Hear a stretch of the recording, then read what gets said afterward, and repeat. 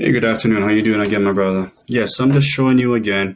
So these are all the different funnels, in which each funnel there is a opportunity pipeline that is connect directly to each funnel. And I did show you the funnels already, individual listings. I'll touch on that so you can see a little bit more within the system that I'm talking about. And you can put your individual listings, and they can just connect right there. Well, I already showed you some of the funnels before. So what I'm going to do here is just walk you through the few specific things that you asked about. You said I would like to see the campaigns in particular. Is there anything for cold outreach? Yes, there is something for cold outreach. All right, so these are the funnels which you're familiar with. Foreclosure, property list, luxury condos, new constructions, open houses, first-time home buyers, you name it. Okay, so let's go to the campaigns. And that's what you asked about. Okay, now we have three different ones here. This one is for cold outreach. Okay, we call this the deactivation campaign. So database reactivation. So if you already have like a few different leads that you connect with over the past and they didn't move ahead to buying any property, you can actually click on it here and reactivate those old leads into active leads. Okay, so hi name, username here. I work closely with realtors. Da da da da. He asked me to reach out to you. Some time ago, you were interested in purchasing a home.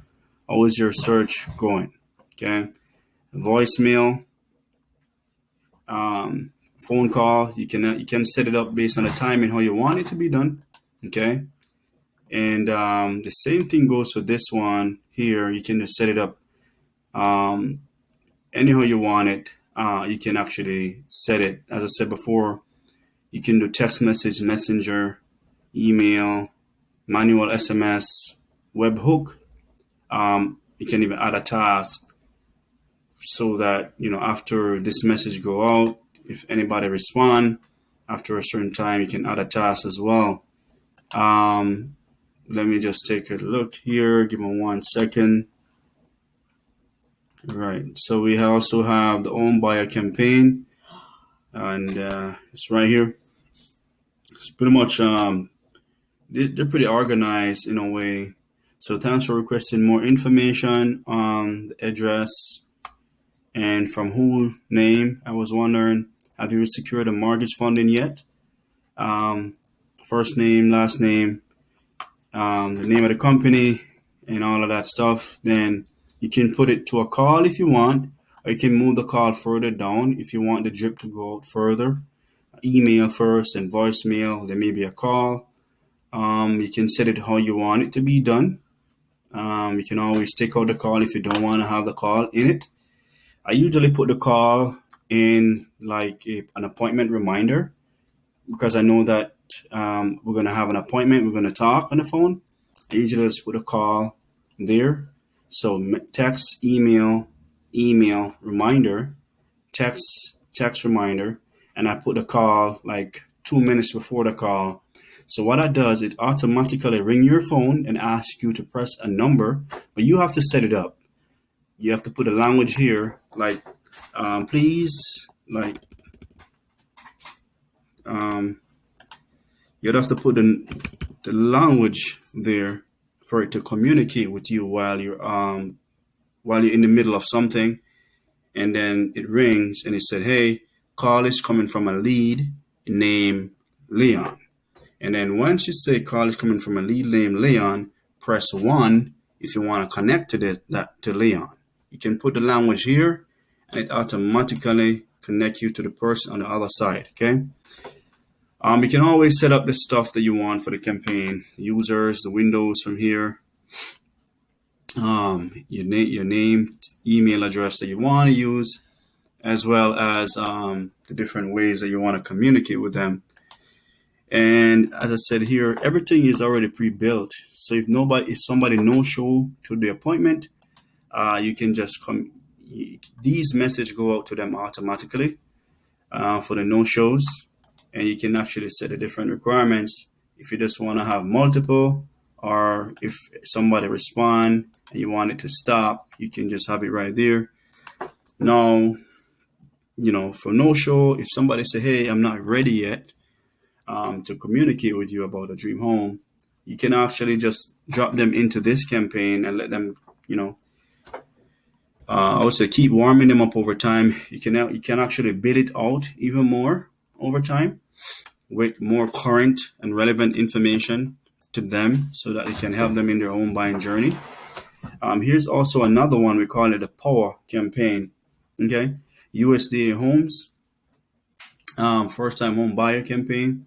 This one is for open house. We also have the construction campaign, the luxury condo campaign, foreclosure property list campaign, individual listing campaign, ocean view homes campaign, seller home valuation campaign, condo campaign, we buy houses campaign, rent now, buy later campaign. So you can choose any one of these for the funnels that you want to work with specifically. Also, when you're looking at opportunities, you can see that each of them is aligned specifically to the opportunity or the funnel that you want to work with or the campaign that you want to work with. So you're not being disorganized and everything is aligned with what you actually want to focus on. If it's home buyer and you're trying to look on the home buyer list, straight to close, you can see right here, straight to close. You want to keep it organized. We also have the workflows. You can turn it on or off if you want. If you don't want to use workflows and you just want to use triggers, that is fine too. Okay, we also have the triggers down here already connected and ready to work. You're just gonna go inside and double check, like if somebody replied to this campaign that we have already running, and we put respond. What that does, it make them move into the opportunity channel from lead to respond automatically without you doing much things. But right down here, I usually ask that you put like a tag respond, and also ask that you put like notifications so you can notify the team and yourself as to what is going on throughout your entire funnel. Okay. The same thing you can check on first time home buyers. You can check this one and you see the different connections we have. Respond, open house. If a lead come in, we want a lead to come into this opportunity, and they come in here as a lead and not anything else. Okay, and just leave these off and also tag it because you want it to be tagged and keep track of stuff as much as possible. Always set notifications. You have GHL for a while, so you should know this. You can set notifications based on email or a text message, so you and your team are on the same page and all in alignment with what needs to be done. Okay. So I didn't change anything, so that's fine. All right, so here we also have these other ones. Same system, same flow. Now, if you want to set up like I would say like if you want to set up like a appointment reminder and stuff, we can actually do that. Trigger, it's pretty much standard. This one is a home buyer trigger, standard GHL. Now, what happened here is that if a person book or a person requests an appointment, it pull them into the different area of the opportunity, and you can actually set that so that it works just like that. Give me 1 second. So if somebody book an appointment, depending on your appointment, and they're new, and you want your first time home buyers, you want them to be in a scheduled appointment, and then you have the different notifications go out to your team. A new booking request has been submitted and is waiting for your confirmation. Name, email, phone number, the date. Please log in here and go to schedule appointment to confirm or reschedule this appointment. So if you're doing this and you're sending this out to your team, automatically want them to be aware what needs to be done next. Okay. All right, give me 1 second here. That's missing. Okay. Now we have this right here. And the essential part is that each campaign, we have each campaign connected to actually any one of these triggers with the same, any one of those funnels, all organized in their own folder. Okay. They're not like a bunch of stuff all over the place, in their own folder.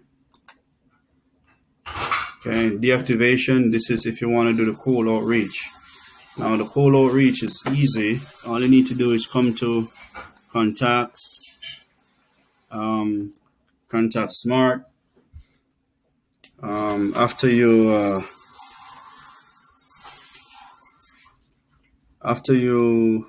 have your list, you import the contacts in here.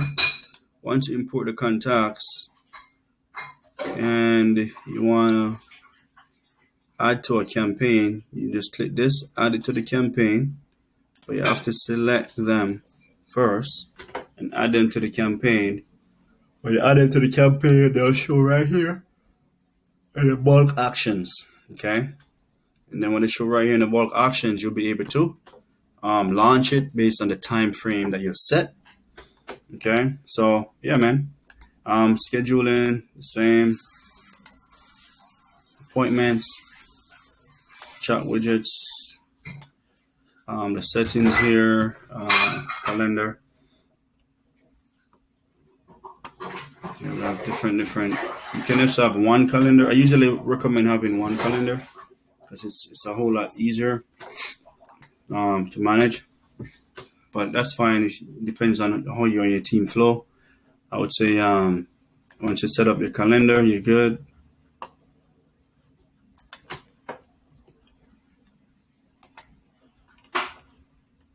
Add as much team members as you want. Add the company data. Integrate your stuff. Connect your phone number. And then we have all the pipelines right here. Okay. Let me know if you have any other questions. I did touch on the campaigns. I also go specifically on the triggers. If you want to use the triggers, or if you just want to use a workflow, let me know. And yeah, man, just turn it on, publish. I would say edit it how you want. Once you edit it, you don't even need to edit it out in any form. Just come to custom values and just change out the different stuff, like if you have like realtor company, you put your company info here. Realtor cell phone, you can put your number. If it's a Twilio number, you can put a Twilio number. Name of contact, well, that is you. Schedule link. Once you create a schedule link, put it here so that if you have it in your like rescheduling campaign, like if someone didn't show up, you want them to reschedule, you make them click on that link to reschedule. All you need to do is create a link from your calendar and you just add it here, edit it in. I would say once you edit out the custom values with the Twilio number and all that different stuff, you should be good. Adding your domain, all those different stuff. All right, sounds good, man. Let me know if you have any questions, man. I'm here to, as I said before, I'm here to help. Okay, all right, take care. Bye.